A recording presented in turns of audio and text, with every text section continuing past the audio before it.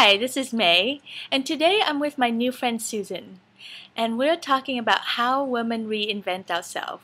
Susan is sharing with me her career story of where she's been, and then suddenly she finds herself in this path. So, Susan, welcome. Hi. And so Susan was just in the middle of sharing with me that she's been working as a manager for this past 25 years in both retail and residential. And then one day, she made a deal with herself. So tell us about that part, the deal that you made. Well, the deal that I made was that I would go back to property management, and I was very frightened. But my higher self told me I'll have all the intelligence, everything I needed to accomplish the job. Mm-hmm. And it turned out to be probably the hardest job I ever had, many complications, and I never doubted myself, and I did do an excellent job. But when my son moved out, and he was successful at moving out, time had passed. And so the deal was just take this job until the son leaves, out. Right, Mm-hmm. until he's his on needs his were own, met, right. And he was grown. Right. And then I wasn't honoring myself, or at least not quickly enough.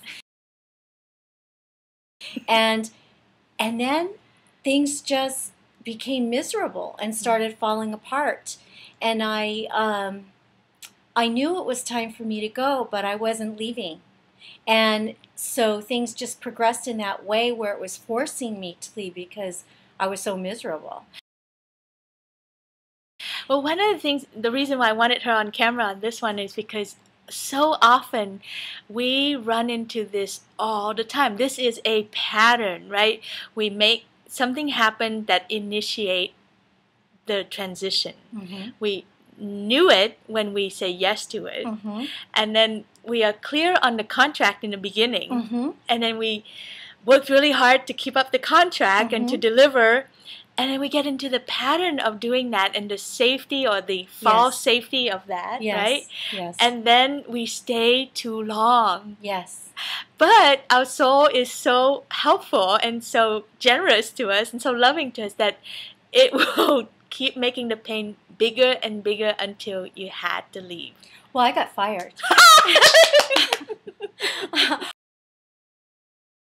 I pulled off to this. I was listening to Carolyn Mice's story for a month.